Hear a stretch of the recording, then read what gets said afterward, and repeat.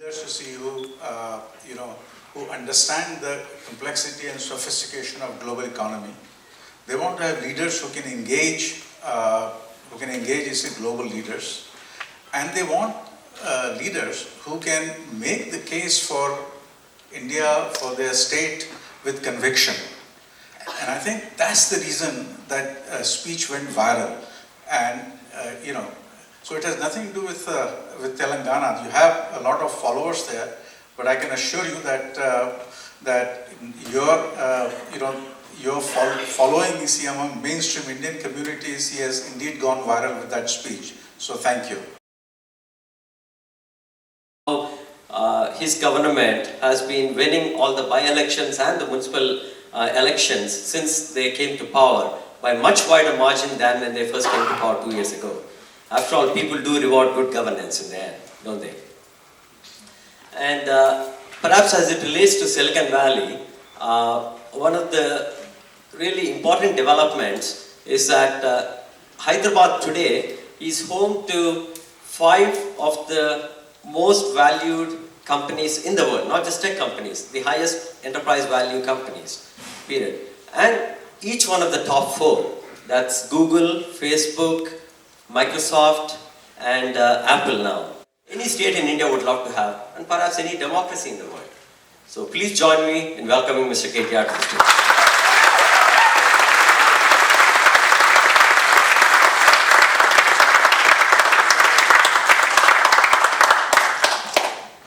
Okay, this is bad lighting. This is going to make me look really bald. With all the hair loss, right? Good evening. Thank you so much for turning up in such large numbers. This is overwhelming, Thank you very much. I'd like to thank to all the TiE Charter members. And what Ben has said really struck a chord, honestly, because the one thing he said, which was remarkable, when India hadn't opened its gates, when India hadn't really chosen the path of welcoming foreign direct investment, liberalization, call it whatever. At that point in time, to actually take a stand and say, creating wealth, and congratulate the entire TiE team actually for making it happen. And the second thing I also know, and I appreciate you guys very much, when anybody of Indian origin, Indian American who's made it successful here, be it in the Valley or elsewhere, I completely understand your mindset, because I've lived here myself for a few years, not very long. I lived here for about 7 years. I went to school here, and then I worked here. So I do understand where you come from. When a TiE entrepreneur invests in India, you're not just investing economically, you're not just putting in your money. You're putting in a lot of emotion. You want to give something back to your country. And I think that's what sets TiE apart from the rest of the organizations across the world. So congratulations on completing 25 last year. Congratulations on hosting the Honorable Prime Minister. Congratulations on doing so many wonderful things. I think you've really made us all proud. And today, TiE has a name to reckon with, competing with many, many organizations across the world. And I think you've done remarkably well for yourself. Nobody in the world can actually ignore. If someone actually ignores the India opportunity, they're only doing it at their peril.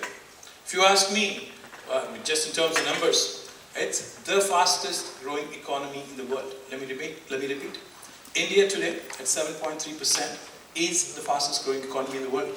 India is also, in fact, a huge market in itself. A lot of times we actually overlook this fact. With 1.2 billion and counting, and more and more on the way, I think we are, as a country, one of the largest markets in the world. So India's story can't just be about creating a product or being a back office for the rest of the world. India today, in itself, is a great business opportunity, is a compelling business opportunity, is forcing the world to sit up and take notice. And while the world obviously looks at India, there are certain things which we have to get right. There are certain things which we have to set right. For example, while we do have a large skilled workforce, I do believe that there is scope to do so much better. I do believe that there is so much more we can do in terms of making our young children who are about to graduate readily employable. We produce a great many engineers. How many of them are readily employable on the day they graduate? Not many, if you ask me. So we have a lot of inherent challenges. We have a lot of very, very interesting programs. Skill India, Digital India, Clean India, Green India, Startup India, a lot of very, very ambitious programs. And for a country like India, if it really has to break into the big league, we are on the cusp of breaking into the big league. We are on the cusp of exploding actually in terms of growth and actually breaking into the big league. But if we have to get there, if we have to be there and if we have to be taken seriously by the world, I think we have to get certain things right. And that is where I think technology comes into play. Absorb and take that as a fantastic opportunity. And that's where what the United States, I believe in this very, very strongly. What the United States was able to do in 50 years, I think India is capable of doing it in the next 15 years. That is because of technology, that is because of the opportunity that we have, and that definitely is because of the young Indian entrepreneurs. In fact, when our Honorable Chief Minister, the fighter himself, a man who fought for the state of Telangana for about 14 long years, and he was at the World Economic Forum at Dalian, the Summer Economic Forum in China. This is what he has said. He spoke on behalf of the country. He didn't speak on behalf of Telangana. He said, a lot of people think India is at a crossroads. That's not true anymore. India has chosen a path of reforms, and we are moving at a great speed. Trust me, there are some really good things happening. When Ben said, we want our politicians, to speak the language of business. We want to look up to our politicians. I think he's absolutely right. What do we want from our political class today? We want certain changes to be effective. We want them to basically understand and empathize with the young Indians, with the aspirations of Indians across the world, and ensure that we compete with the rest of the world as well. Just to give you a perspective, the youngest state in India today, Telangana, was created exactly 2 years ago. In fact, as of day after tomorrow, 2nd June, we complete 2 years. So that will be our second anniversary, but in the 24 months that we've been around, in fact, a lot of my American friends, who were either born here or brought up here, or who hail from here, they don't understand the concept of a new state. A lot of them ask me, what is this new state business? So well, I tried answering them in a lot of ways. I tried telling them that the Constitution of India allows, unlike in the US, for the creation of a new state. So we actually went about an agitation. We finally, in a democracy, we got our way, and we had the numbers. We convinced a lot of parties, and eventually a new state was born. But they don't get it. So I chose the easy path. I told them, what happened was a marriage between Telangana and Andhra about 55 years ago, and we couldn't get along. I think it's all the married guys who laugh. I'm married too, by the way. So we couldn't get along. It was just an incompatible marriage. We just never could get along. So we tried. We tried really hard. We had a baby too, by the way, Hyderabad. So finally, both parties said, it's not working. Let's get out of it. So eventually the divorce happened, and we do have the joint custody of this one kid, Hyderabad, for the next 10 years. So that's, when I put it this way, everybody gets it in America. Everybody, I know what you say. So, Telangana is the youngest state in India today. Fortunately for us, as a young state, when you get to make a clean slate beginning, when you're not burdened by legacy, there are some changes that you can effect. There are some things that you can really change. In fact, just to give you a quick profile, the capital of the state is Hyderabad. And there is this misconception among a lot of Indians, to be precise, that Telangana is a small state. No, we are not a small state. By no way, by no yardstick are we small. In fact, we are bigger than West Bengal. I don't know how many of you know this. We're bigger than West Bengal in terms of both population and size. We are about 44,340 square kilometers. The population is, in fact, that was 2011 census. It is more than Canada or Punjab for that matter. And all the Punjabis in Canada as well, by the way. And there are lots of them. And we are one of those states. We are one of those few states which are extremely urbanized. In fact, as we speak, Telangana is one of the rare states in India where the urban population is nearly 43%. The country average is about 30%. Telangana is one of those states where urbanization is rapid, which is a good thing if you ask me, because urbanization in Telangana or in India is linked to economic activity, is linked to employment opportunities, is linked to a better way of life, is linked to a better standard of living. So therefore, Telangana today, in fact, is the only other state in India, which is a revenue surplus state, other than the other state being Prime Minister Modi's home state of Gujarat. So out of the 29 states in India today, only 2 states our revenue surplus, that is Gujarat and Telangana. What does it do by way of being a revenue surplus state? It gives you the economic buoyancy. It gives you that ability to go out, raise money, borrow money from financial institutions, and go for that expedited growth, expedited infrastructure story, expedited trajectory that we all dream of for India. So, having said that, these are other statistics, how many households and what kind of industries. But the most important statistics that I would like you to look at is the compounded annual growth rate. Telangana is growing at a breakneck speed. We're growing at 16.53%. While the country, India is growing rapidly, Telangana is growing even more rapidly. Even in terms of IT, the ministry that I represent, while the country grew at about 13% in terms of IT exports out of India, Telangana is growing at 16%. So we are definitely doing a lot better than the national average when it comes to the growth story. Now the other things that I wanted to quickly touch upon. As a new state, like I said, after a protracted struggle, after a battle that took decades, and after a hard-fought battle, now is the time for Telangana leadership to deliver. Therefore, our Honorable Chief Minister, who's a man who comes from the grassroots, is a man who's actually fought his way up in life and has always had to fight against all the odds. All the odds were insurmountably stacked up against him, but he fought his way through all his life. Today, because he comes from a grassroots background, he actually knows the value of focusing on basics. We can talk about Googles, Amazons, Ubers, and Apples choosing Hyderabad today. That's all fancy stuff. But what does India need also at the same time? We need good, clean water. We need environment to be taken care of. We need good infrastructure. We need power. We need irrigation. We need water conservation. We need the basics to be addressed. That's something our Chief Minister is very, very cognizant of. In fact, he's one of those rare politicians, a rare breed man, who's done exceptionally well in terms of identifying the pulse of the people and going by that. And therefore, when it came to implementing policies or formulating policies, he went around. When it came to formulating the industrial policy of Telangana, he actually traveled to Singapore, which is supposed to have the best industrial policy in the world. We imbibed certain best practices because wise people always learn from somebody else's experience. You don't want to commit the same mistake twice. So therefore, he's somebody who believes very strongly in understanding that we don't know everything. There are domain experts for everything. So pick their brains, get the knowledge, ensure that best practices are followed here as well. Today, not just India, but Telangana is going through an important juncture. As we complete our 2 years, we have chosen this path, we have really fought hard. Now is the time we know, and now is the opportunity to bring about some transformatory changes which definitely will raise the bar as we go along. I'll show you, which will raise the bar for the rest of the states in India also to follow. Telangana believes in one simple philosophy. We believe that people are temporary. We believe policies are permanent. We believe individuals are temporary, ephemeral. They can disappear anytime. But institutions are permanent. So therefore, we have embarked on a strong mission, a determined mission, to ensure that we build processes and policies and institutions and not focus on individuals. Now, the strategy we've chosen is threefold.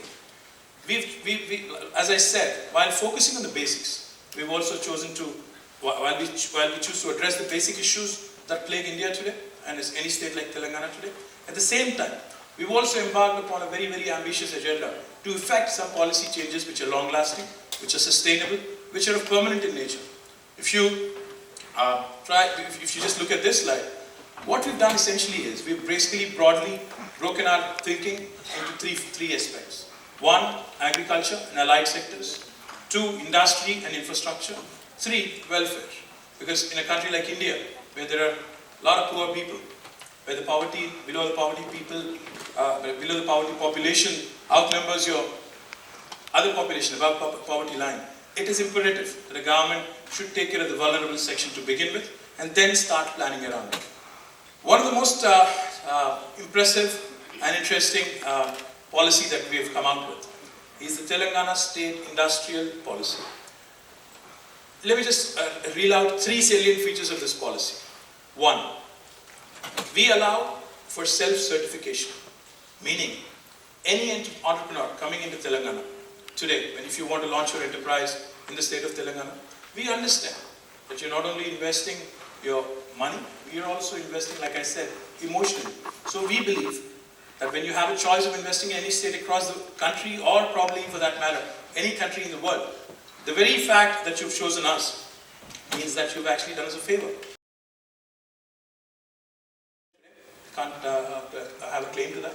In fact, what we also allow for regulatory purposes, we obviously have to give a formal clearance. While I do say that we don't have to give a clearance in principle, for regulatory purposes, I have to know who's doing business in our state. So therefore, we ask all the investors, prospective investors, to put in an application online, and we promise them clearances through a single window in 15 days.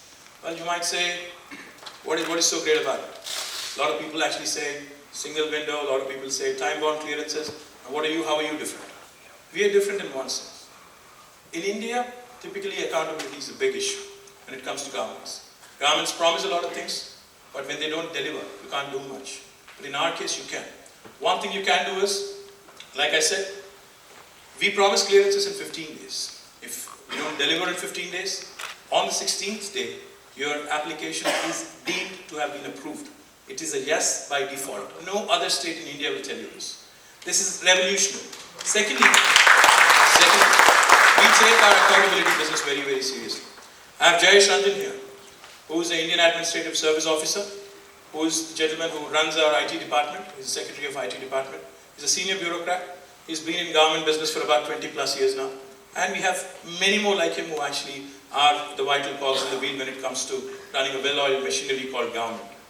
Now, even Jayesh Ranjan is no exception to this very, very thing that I just mentioned.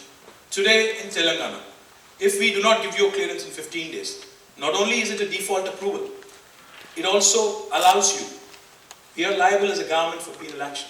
In fact, a gentleman like Jayesh Ranjan, who is a secretary, senior officer in the government, has to pay a penalty of 1,000 rupees per day for the delay he or she has caused. This is again unheard of in Indian context for any Indian state. So that is the kind of policy that we have. Just to give you a quick example, Micromax is a very popular handset maker across the world. In fact, they're one among the top 10 handset makers in the world. When they came to us about 6 months ago, we gave them all clearances in one go, a docket of clearances in one go in less than 10 days. And from scratch to production commencement, commercial production, it took them a flat record time of 6 months. In fact, I could even play a video where the founder was talking about how hassle-free it was in terms of doing business in Telangana. That's the kind of policies that we are now practicing. In fact, just to give you a quick snippet, so far along in the last 10 months, we gave out nearly 1,700 clearances in a time-bound manner in less than 15 days. Out of these 1,700, more than half of them are already in a commercial production stage. So that goes to show you the kind of seriousness that there is among the administration and also the investment community. When it comes to, let me just play a quick video of Rajesh Agarwal, who spoke at the inauguration of Micromax facility. If only I can get to play it.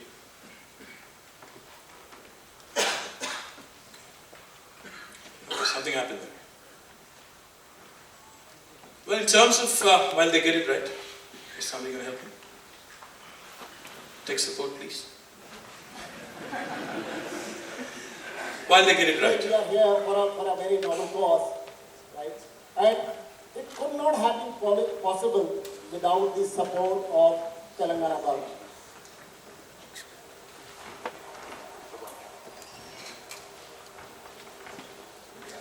I still remember, I think in June or July, I was sitting in my cabin, I got a call from Mr. Arvind.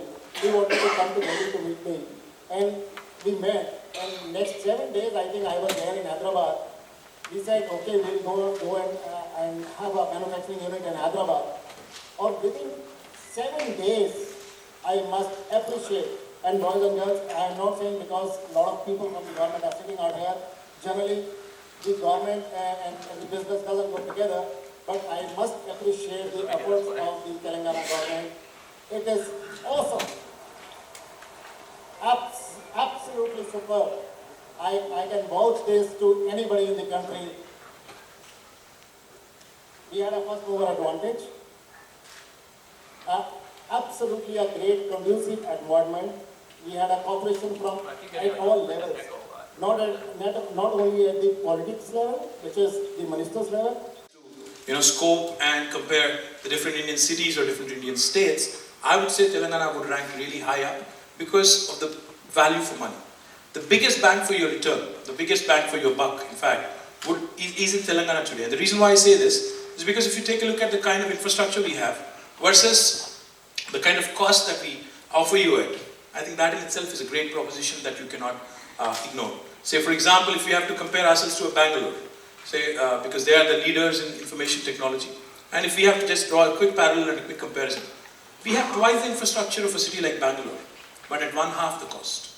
So therefore, and with everything else being the same, in terms of human resources, in terms of governance, in terms of market opportunity, in terms of all other avenues, Telangana today therefore presents an opportunity that no investor can ignore. Just a couple of things quickly here. We believe in maximum facilitation and minimum inspection. I'm a firm believer in this theory that government should not poke its nose in areas where it doesn't belong. I've lived here in the United States for about 7 years. I was a student here, then I actually was employed for about 6-7 years. I only had to go to a government office once, to the DMV office obviously to get my license. Other than that, there was no interface whatsoever with the government. Well, there was this one exception of me getting a ticket where I had to interact with the cop, but that's a different story. I'm not going there. The point I'm trying to make is, the minimally intrusive you are as a government, you are encouraging free market, you are encouraging a free market dynamic to play itself to actually make sure that you look that much more attractive. We are a firm believer in that theory. Our Chief Minister keeps telling us every so often. He says, minimum government, maximum governance. Governance is not about being seen or heard. Governance is all about being felt. Happy to share with you. In the last 23 months, by virtue of our Honorable Chief Minister's positive posturing and positive policies, proactive policies, today Telangana actually is home to 4 out of the most 5 valued technology companies in the world. With Apple's announcement as of last week, today Telangana is actually home to Apple, Google, Microsoft, Facebook, Amazon, and Uber. All of them have their largest operations outside of the United States, in Hyderabad, in Telangana. I'm very, very happy to share this with you. But it's not just about being a back office for the rest of the world. Therefore, we've set upon a very, very ambitious agenda to ensure that we ride also the next waves of growth, to give our Indian youngsters, because I believe in this theory very, very strongly. I became the IT minister about 2 years ago. So therefore I started looking at what's going on in the world. I'm active on Twitter, I'm on Facebook, I follow what's happening. When I saw this deal happen, I was amazed. In fact, I was zapped. When I saw WhatsApp getting valuated at $19 billion and getting acquired by Facebook, I think it was, I was confused. It threw me off. In my opinion, it's something that could have been created by anybody. It is not rocket science. It's a very, very simple tool. Very, very simple protocol. Nothing out of the world. But it gets valuated at $19 billion. While it confused people like me, it enthused the Indian youngsters. In today's world, where I said, the world is a flat world, the world we live in is a flat world, today's youngsters in India are not content in being known as the back office of the world. They want more. Dil mange more, you know. They want to do, they have global aspirations. They want to compete with the best in the world. They want to create world-class products, which can also cater to America, which can cater to the best in the world as well. So therefore, we've decided to ride the next waves of growth. We want to be recognized as a state of Telangana, we want to be recognized as a leader in key emerging technologies, not only for information technology exports and IT-enabled services, we also want to make our presence felt in emerging technologies. We also want to ensure, while we tell the world that we are capable of solving your problems and analyzing your problems and doing good work, we also want to ensure that we leverage technology to improve the lives of our own citizens in India. We also want to empower citizens to make sure that they leverage this opportunity to connect, to get better services from the government and the private sector as well. And we also want to ensure that we become a global hub for tech entrepreneurship. When we have so many pockets of technology development across the world, what makes Silicon Valley what it is today? If you ask me, it's the ecosystem. It's the ecosystem that has been created over a period of time, which then is sustained by several enterprising individuals from across the world who have come here, made their mark felt, and today that's what makes Silicon Valley special. That's why we're sitting here and talking to each other. So we want to emulate that kind of an ecosystem. Now, we've been elected for 5 years. As you know, politicians, we have to go back to people and seek a fresh mandate every 5 years. So therefore, we have set a 5-year agenda for ourselves. We've decided to double our IT and IT-enabled services from Hyderabad. In fact, today, as we speak, we almost have $11 billion worth of exports from Telangana and Hyderabad. We want to double it. In fact, we want to double it in the next 5 years. We want to take it to almost $22 billion. Likewise, the current direct employment provided by the IT sector in Hyderabad is about 400,000. That is the direct employment, and the indirect employment is almost 3 or 4 times that. We also want to ensure that we establish more and more IT centers, tier 2 and tier 3 cities also as IT hubs. In terms of electronics manufacturing, Government of India says, make in India.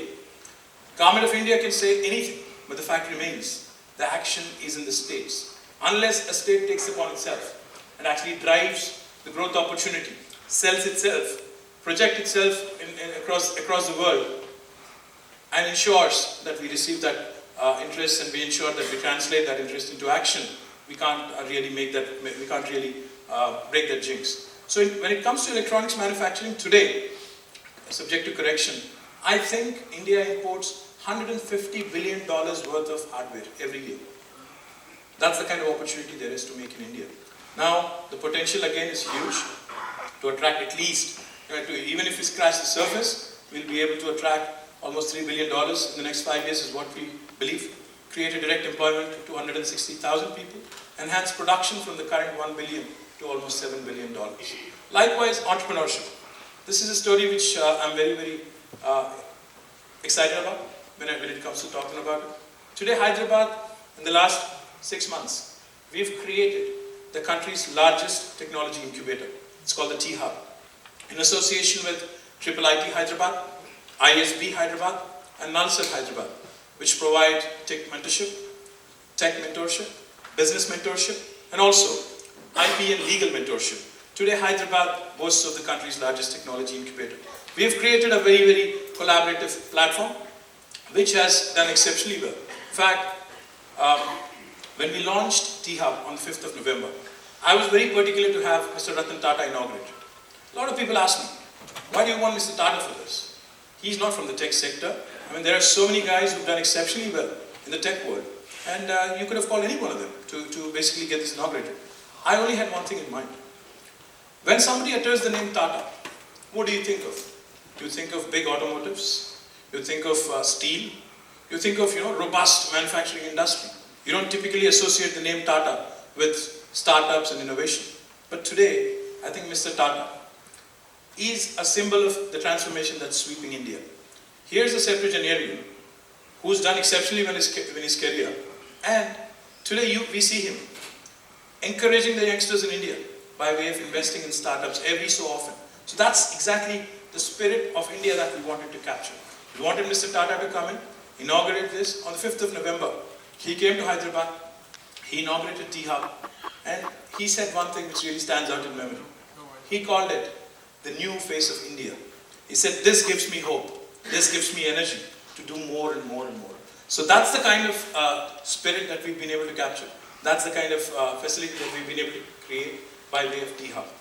The intent of THub is basically to provide incubation and mentorship support to about 5,000 startups in the next 5 years. Today we already have more than 200 startups working in THub. In fact, more than 1,000 people have written to us saying we want to be a part of this. Unfortunately, we could not accommodate all of them.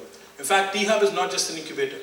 THub is an incubator of incubators, meaning THub has a Microsoft working with its accelerator program.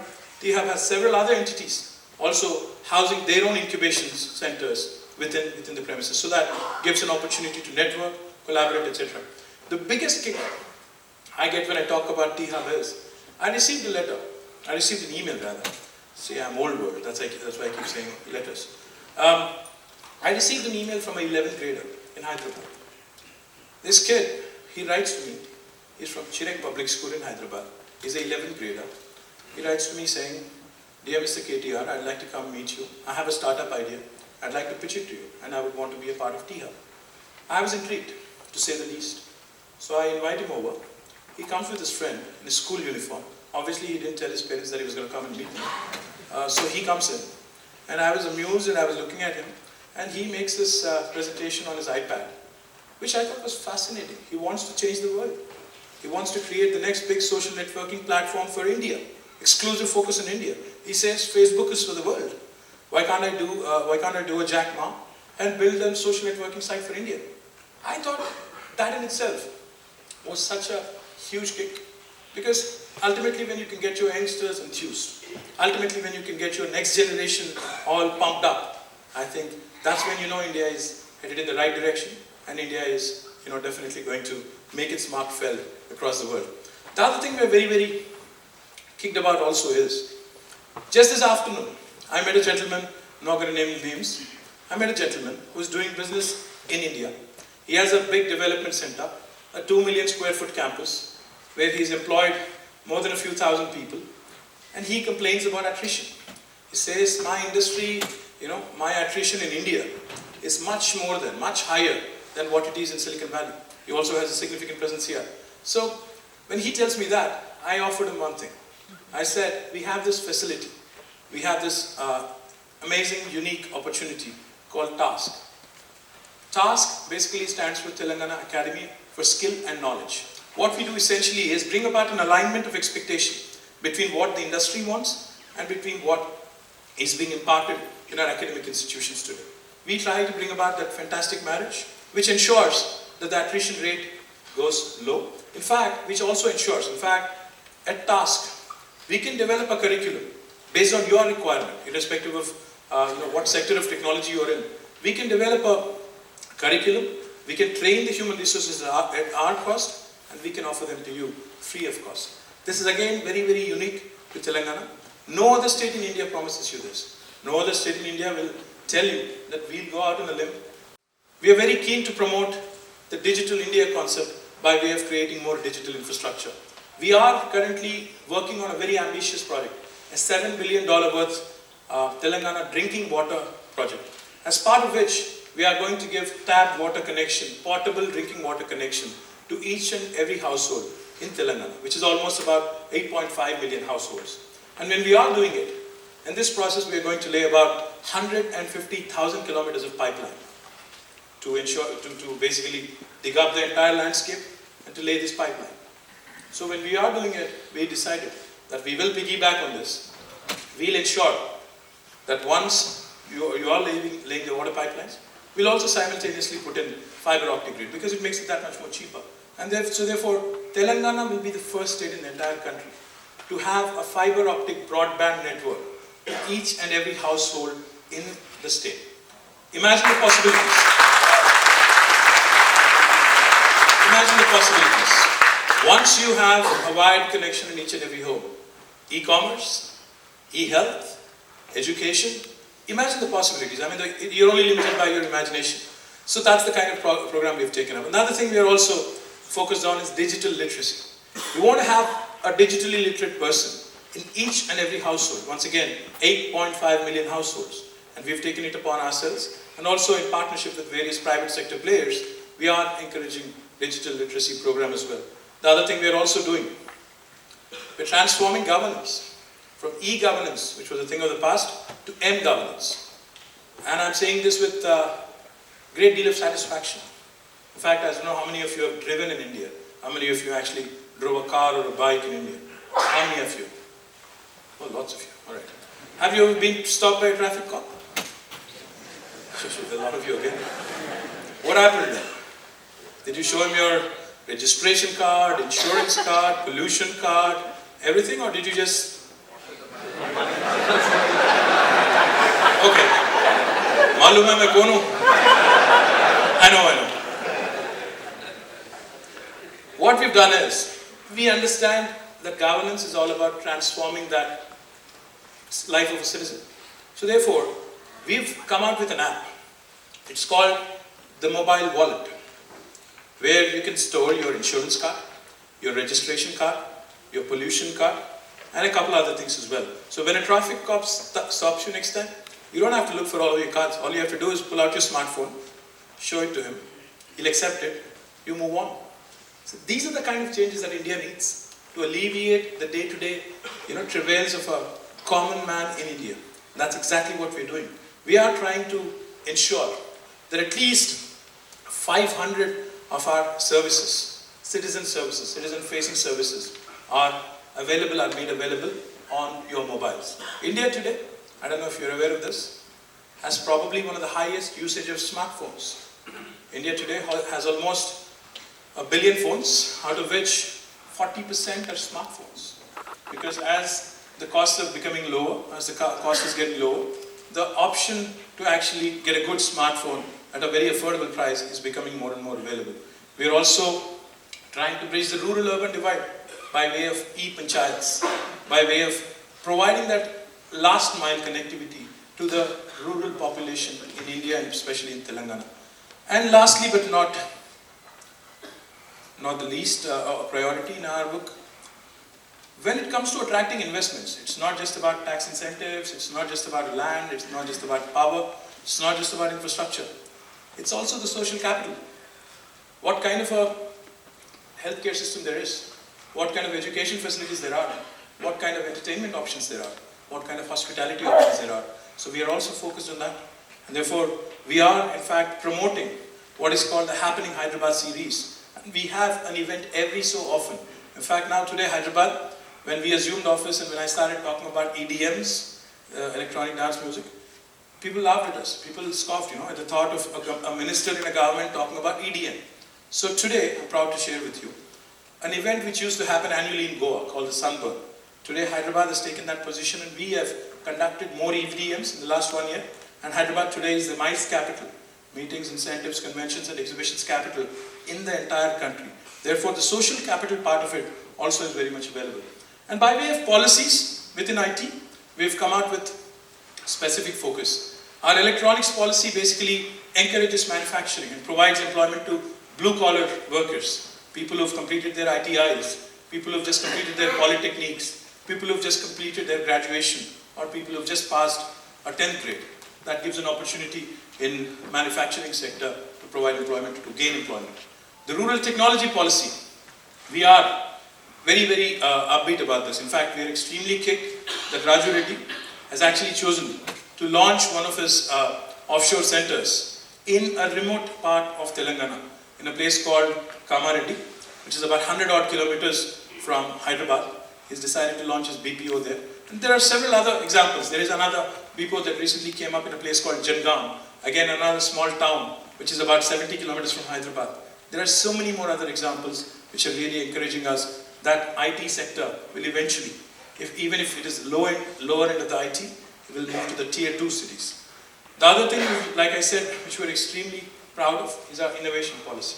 THub is not just enough. THub is a platform for tech startups. Now we are in the process of building what is in the lines of a tech shop, what is a prototype lab, basically, to ensure even hardware innovation happens in a big way in Telangana. We are building also incubators in tier 2 cities in association with academic institutions. We are also creating a fund directly supported by the government for startups. So that is the kind of ecosystem we have created.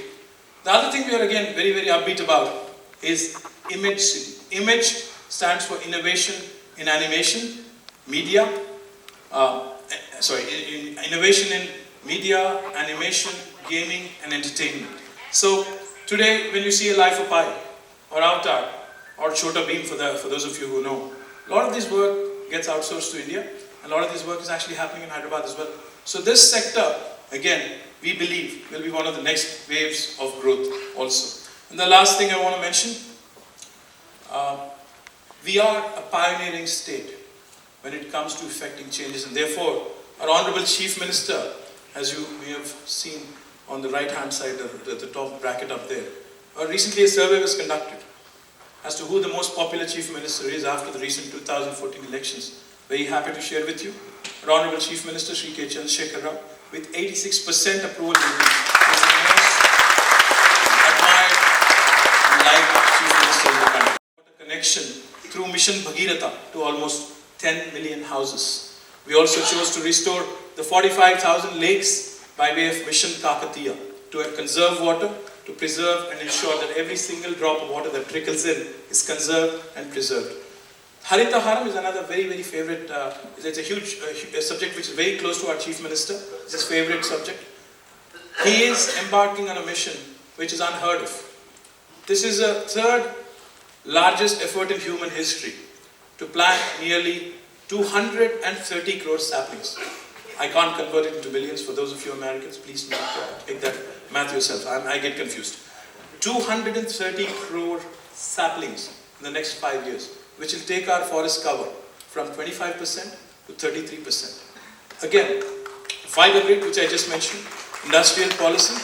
Last but not the least, we are the only state in the country which has mandated gender education to ensure women are respected, are definitely given the right kind of opportunities. These are all the awards we won. The last couple of years alone, these are all the awards we won for the various activities that we have chosen to embark upon. And the impact, as you can already see, the biggest of the biggest names in the world, corporate world today, are looking at Telangana with an intent. Our goal is simple. When the world looks at India with an intent, we want them to consider Telangana as their first choice and first most preferred choice.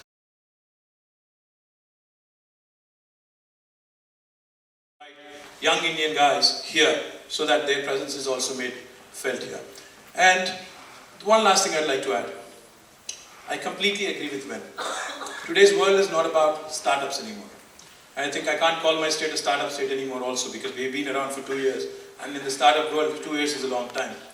So therefore, I think today's world is about scaling it up. It's about scale up, not startup. I think in today's world, starting up is easy. Anybody can dabble in that. But scaling up is a challenge. That's where I see a huge opportunity for a collaboration between Telangana and to all of you gentlemen and ladies in the Silicon Valley. We see that we present this opportunity from the most progressive, proactive state in India today for a partnership wherein you can invest with us and wherein you can partner with us also. We want our state to scale up in terms of promoting entrepreneurship, in terms of creating more employment, in terms of creating wealth, in terms of espousing all the causes that you reeled out when you said this is what TiE had set out to do about 25 years ago.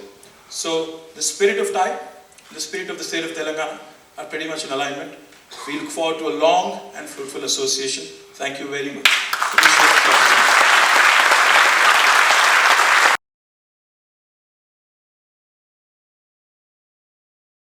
One of those rare breed bureaucrats who is an IIM. He has an IIT degree from IIT Kanpur. Then he has an IIM from IIM Kolkata. And he's one of those, I can't call him a bureaucrat, he's actually a technocrat. He could have chosen to be here in the valley and made a few $1 million himself, but he's chosen his path. And today he's one of those efficient Indian administrative officers who does an exceptional job.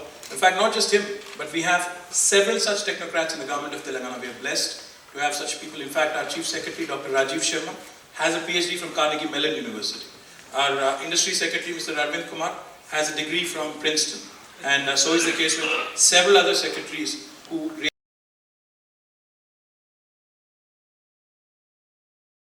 this young state's been doing, and there's brain power behind that, and you see two of these amazing people here on stage with us today. KTR, I'm going to call him KTR because it's out of affection that we all have for him, so no formalities here. So he has pretty much covered virtually all elements of all the questions that are out there in my hand right now. I had about 45 questions that came my way. I filtered that through. Some were repetitive and some of them were, like, in my opinion, dated. Because even I was dated in one of the questions I had for him. So this is pretty amazing what's going on out here. So one thing I wanted to say, of course, is the internet is actually the single most biggest disruptor for anything to happen. And I was going to ask him about that to see what he was doing, and laying this fiber into villages, is just mind-boggling. Just to think about that once it comes through, and how you're making villagers and the villages digitally smart. Amazing. So I would quickly move, because we are running short of time, and we have stretched you guys quite a bit. I'm sorry about not even giving you water, but I'm pretty sure you're not thirsty or you're not hungry. You're really here for a certain reason, and you're enjoying that. So first, I would like to open this up with women first, ladies first. One of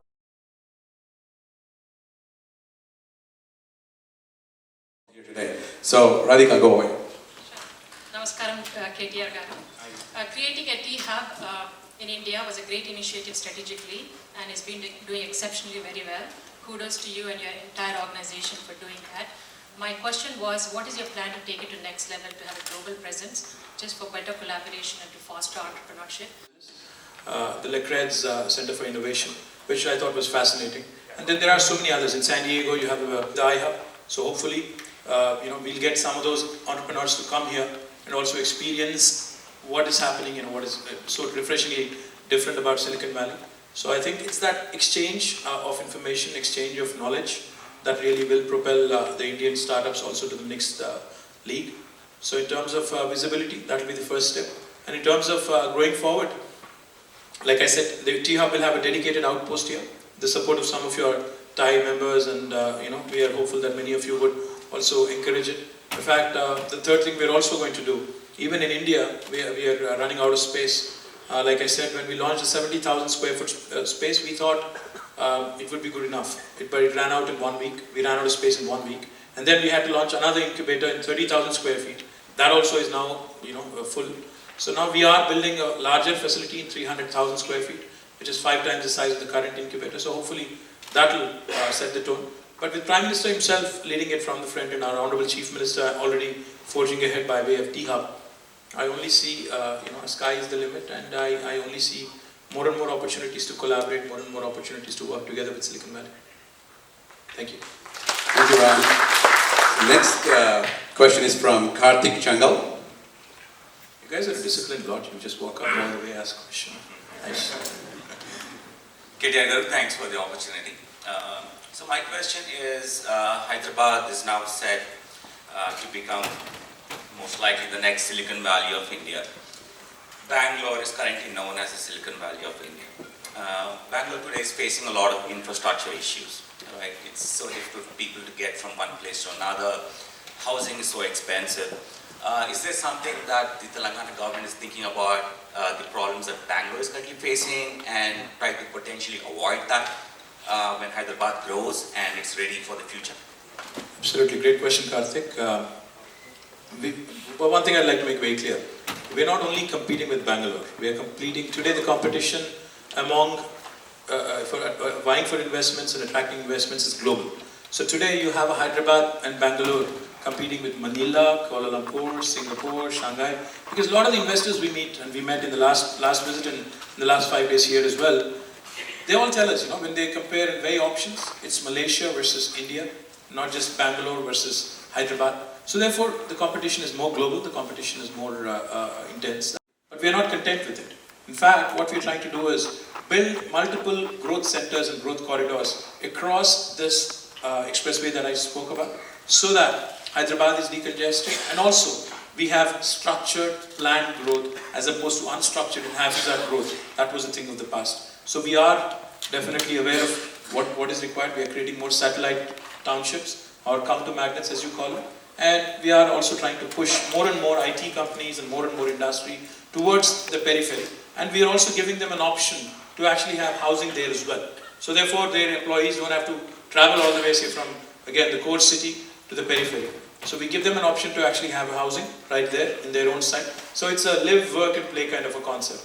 And we are working on it. And we are aware of the future infrastructure requirements as well. Even in the core city, we are almost investing about 20,000 crores of rupees to improve our junctions, to make our traffic flow seamless, and to also build multi-grade separators and underpasses and flyovers, multi-level skyovers. This will take a bit of a time. What I'm talking about right now might seem a little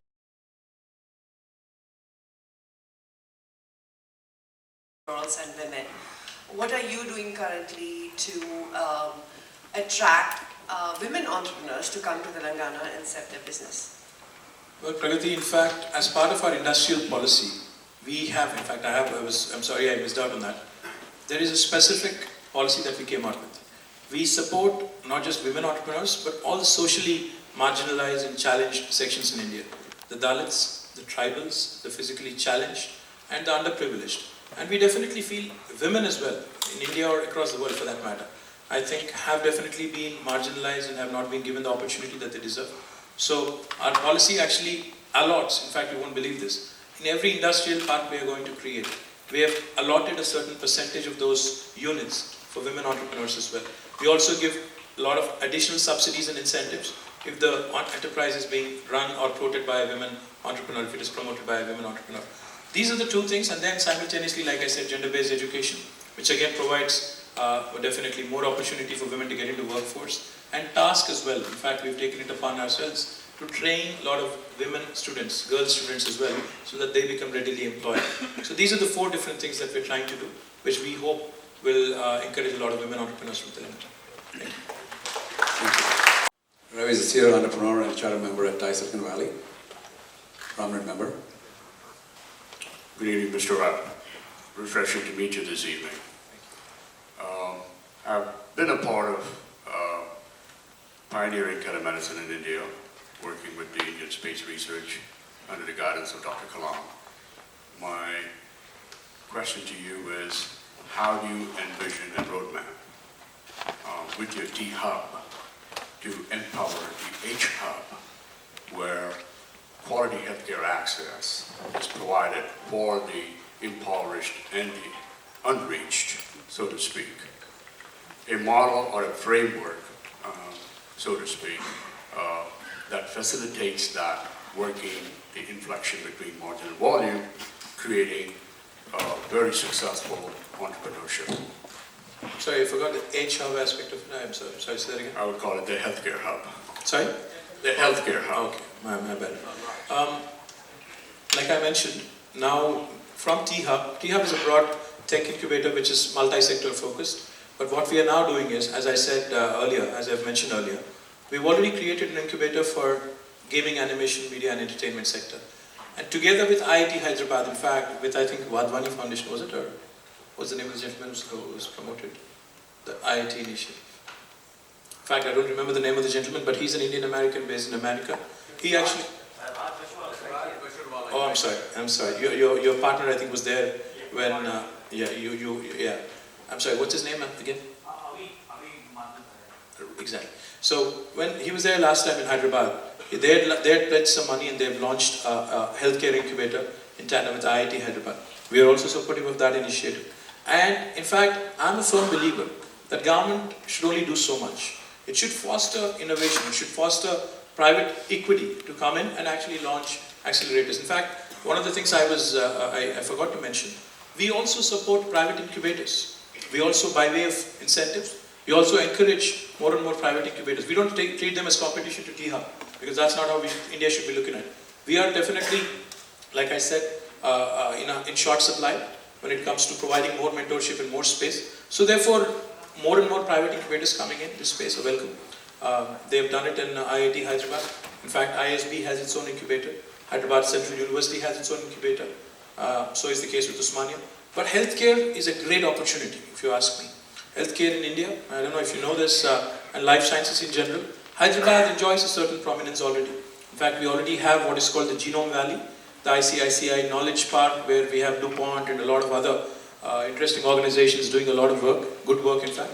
And I also want to mention, take this opportunity to mention, life sciences, pharmaceuticals, biotech, healthcare, these are opportunities which are plenty in Hyderabad. You would be surprised to know that Hyderabad is today one of the leading centers in terms of vaccine production. Out of the vaccines manufactured globally, 20% of them are manufactured in Hyderabad. So next time one of your kids is getting a shot, vaccine shot, there's 1 in 5 chance that it could have been manufactured in Hyderabad. So we already enjoy that kind of a dominance. Now is the time to convert that, like you said, into the disruption that we hear so often about, the medical breakthroughs, the disruption that an emerging country like India needs. So most certainly, we'll work with IIT, we'll work with several of you serial entrepreneurs. If you have certain prospects. Raj committed $4 million to this digital health space in Hyderabad, and I asked him, what was the specific reason why Raj actually picked Hyderabad over any other IITs, that are actually much more experienced, much more mature as opposed to, Hyderabad's IIT, and said Hyderabad is more connected and more engaging and loves the informality with which the government operates. So that was his Raj also loves biryani, he didn't tell you. Thank you, Raj.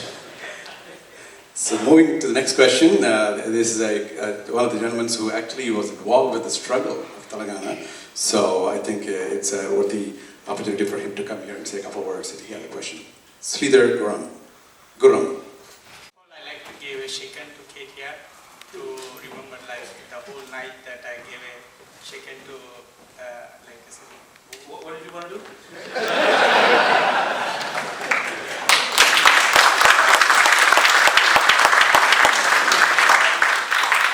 Yeah, most of my other question you've been answering like my question actually is like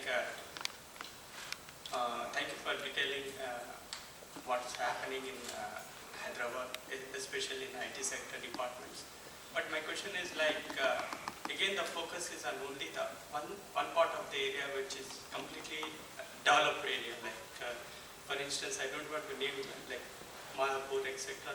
Only you are still focusing, trying to develop on the same part of the area where like my friends back in India, like they're struggling like 2 hours to commute to that place. Like why don't you take a separate place, alone place, like if you take Hyderabad, might be knowing, right?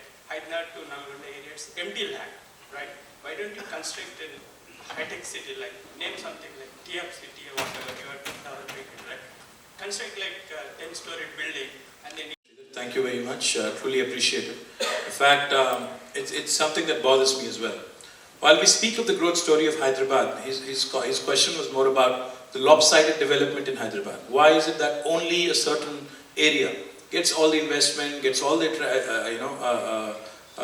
attention, and not so much? Why can't you just decentralize and spread it around? Is the question. Well, Sridhar, there is good news and there is bad news. Good news is we have new and upcoming areas also. For example, in Adi Batla, which is on the other side of the Shamshabad airport, we recently have, we are about to launch it, in fact not recently, but very soon in September, we'll be launching one of the largest campuses of Tata Consultancy Services, which is more than 2 million square foot and which will house more than 20,000 employees. So toward the other side of the city, which is Adi Batla, which is very close to Hayat Nagar, which is what you mentioned. And likewise, we have Infosys campus in Pocharam, and so there are so many others also who are coming up in Uppal. The good news is, there are some large organizations which are willing to move away from the usual Gachibaulis, Kondapurs and Madhapurs and go to the newer areas and actually create an ecosystem of their own. In fact, we encourage them to create their own housing. We encourage them, like I said, to create their own satellite township kind of an environment, a gated community, so to speak, a live, work and play concept. And some of them are actually adhering to that. But then there are some others who believe that for them to get good workforce, they need to be in a certain location. So it becomes very, very hard for us to convince them. So now what we're trying to do is balance it out a bit. What we're trying to do is the smaller and the medium scale guys, somebody who employs say 50 employees to 250 employees, we are trying to give them an option. Just like in the US, if you go further away, we can give them more option, more room, to actually create infrastructure.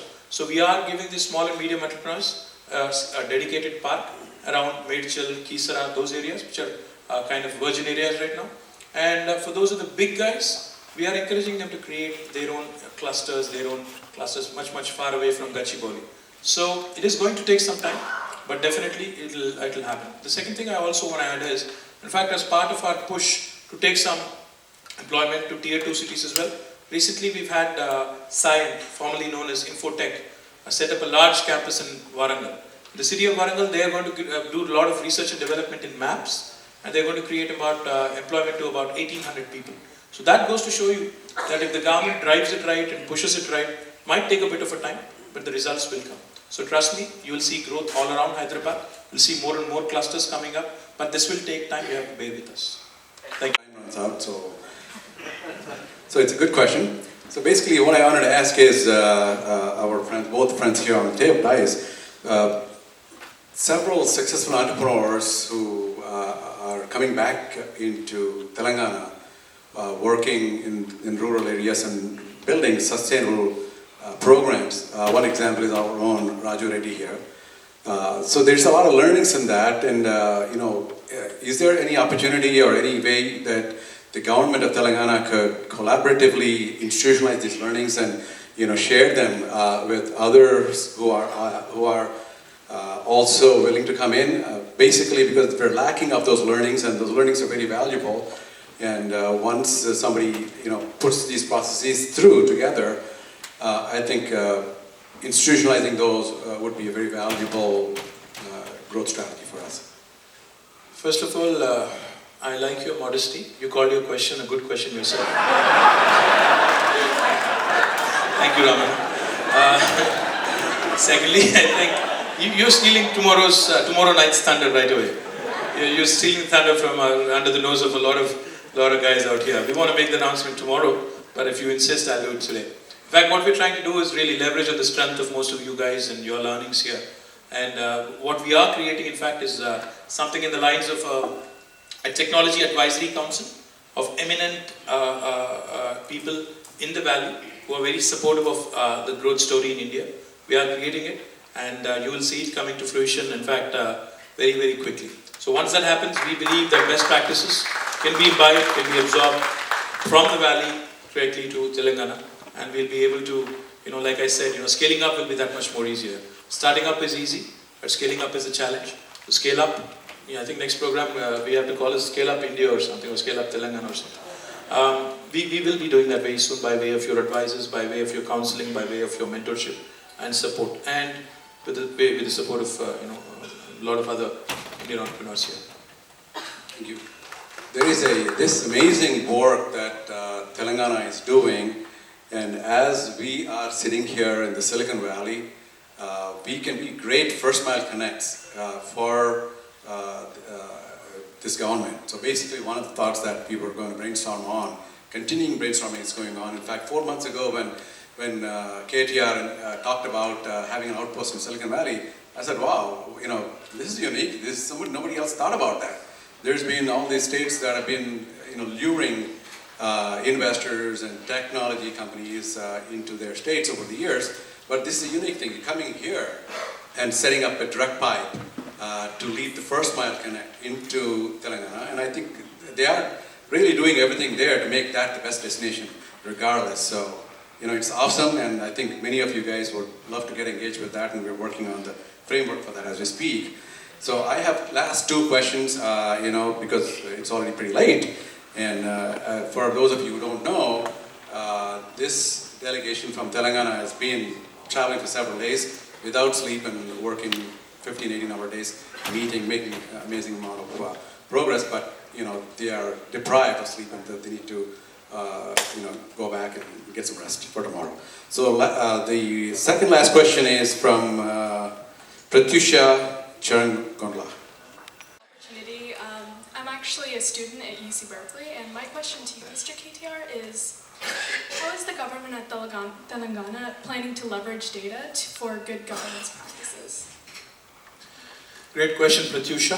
Thank you. A couple of things we are doing. In fact, I haven't had the opportunity to mention this, that we're doing two things which are very interesting. One, in fact, we're the first government in the country, because as they say, all kinds of nonsense flies in the absence of good statistics. So therefore, we are the first government in the country, first state in the country, to have done a comprehensive household survey to capture data more accurately. In fact, right now we're sitting on a huge repository of data, and we are mining it.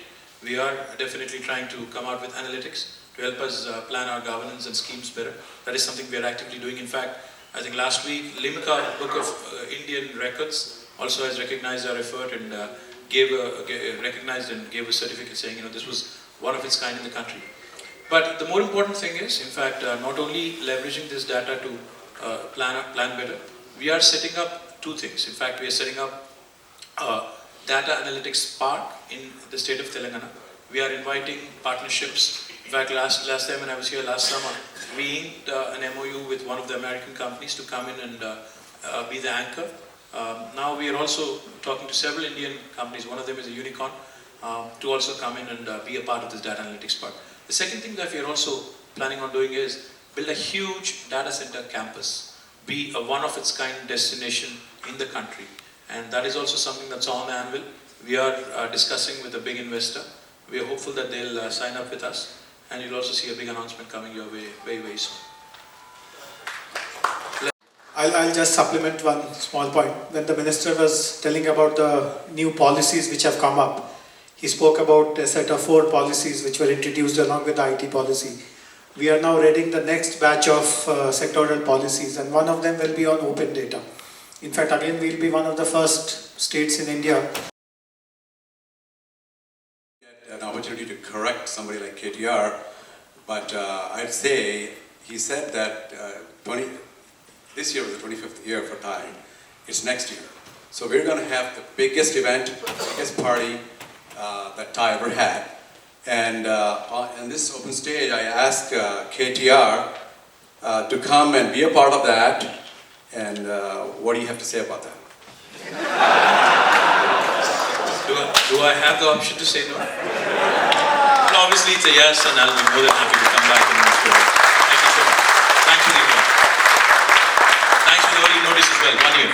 We are going to make sure it's on your calendar tomorrow morning. And so you're all witness to this. So thank you, Ram. Thank you so much. It means a lot. And it's individuals like you who do extraordinary work. And there's a relevance to that. 25th year, we celebrate that with leaders like you. The last question for this evening is from Prasad Tirala. My question is probably away from most of the people here, the manufacturing.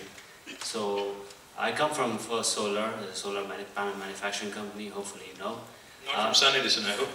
No, First Solar. So, I think they're probably the only profitable company out there. So, my question is, India is parting into large solar installation, like 100 gigawatts target and all, and there's a lot of demand of solar power generation. However, trying to have a manufacturing in India seems to be challenging, analytics-wise at least. It's cost cheaper to make somewhere else, like Malaysia, some place, and then import to India, than try to manufacture within India if you add all the import duties you get from getting the equipment and the raw materials, all that stuff. So trying to understand if you guys have any plan to try to alleviate those issues to help promote manufacturing of solar panels in India in a larger scale. For the question. In fact, two facets to your question. One, the national solar policy, like you had mentioned, is very ambitious. In fact, Government of India is talking about 100 gigawatts of gigawatts of solar energy by, I think, in a few decades, 20 in the next decade, before the end of the next decade. So that's a huge ask, if you ask me for my opinion. But nevertheless, I think we are mandated by it, and in fact, we've been asked by Government of India to adhere to the policy that out of the total power production in any state, you have to have 10% of it from renewables. In fact, Telangana as a state is proud to share with you that we not only have surpassed the 10%, we are actually at almost 17% of that mark. So we generate almost about 3,000 megawatts of power through solar, and in fact we are the state that has discovered the second lowest price for solar per unit, cost per unit. Having said that, when it comes to manufacturing, say, panels and importing all the equipment that is required, I'm aware of some of the limitations, but I'm not completely aware of this fact that it actually is unviable to do business in India. That's a surprise. I'll promise you one thing, because this is the government of import duties are in the domain of Government of India. And what I can promise you is, I'll be your advocate, I'll be your champion, and I will take it up with Government of India we'll definitely bring it to their notice that this needs to be and the progressive government, we will bring it to Government of India's notice that Make in India is not only for Make in India campaign is not just for making for those companies who manufacture in India. Make in India is for those companies also who are outside as well. So if you have to manufacture and export, and if you have to manufacture and import, the regulations have to be that much easier. So I'll be, in fact, Sujay Karampuri, our Director Electronics and Semiconductors is right here. Somewhere, yeah. I'd like you to please take the conversation offline with him and give us some inputs so that we can take it up with the right kind of people in Government of India. Thank you. Thank you. So in conclusion, I'd like to share a couple of my experiences of KTR's personal side, the human side. So one, he's brisk and businesslike and go-getter and charged up for everything, has 22 hours in a day, he'll give you the time. So this was a trip that I made to Hyderabad in the middle of his municipal elections. And he said, okay, I'm going to come and see you at lunch. And the probability was like less than 1% that he would, because it was like the peak of his campaign, and a lot of things were going on. But he did come. He did come half an hour later, and he apologized for that. He did come, have lunch, and then leave right away. Because that was a personal card, and I said, if you can make the time for me, I will make the time for you. So when he called me to come and attend the IT policy, launch, I dropped everything and went there for 24 hours. So this is the kind of leadership that I'm talking about. So the personal side that I would like to share that is very important, as you would see in a minute, is last time he was here, there was Santa Clara Foundation came up with a proposal. They had a hospital that they wanted to build in Telangana. And the idea was to facilitate that for all the rural Telangana's to provide eye care. So he agreed to a meeting. This was a 10-minute meeting, and when they came already with everything, the PowerPoint, everything else, it was very brisk, and he said, okay, so exactly what is it they're going to do? What are the numbers like? 200,000 people are going to be helped at eye care every year. And okay, why can't you put this in Warangal? Why can't you put this in Karimnagar? Why do you have to put it in outside of Hyderabad? The reason is because the location, the logistics, and the skilled doctors. That questions were briskly asked, and then he said, okay, done, we'll take care of it. So that is the kind of leadership there is. And of course, Jayesh Ranjan also, he's sitting here, has been very, very helpful in steering this project. And Shankarai Foundation, they're deeply appreciative of it, but these are many other initiatives like this are going on in Telangana for the people of Telangana. And these leaders are not just building businesses, but also really looking out for the masses. So with that, I conclude. Thank you very much.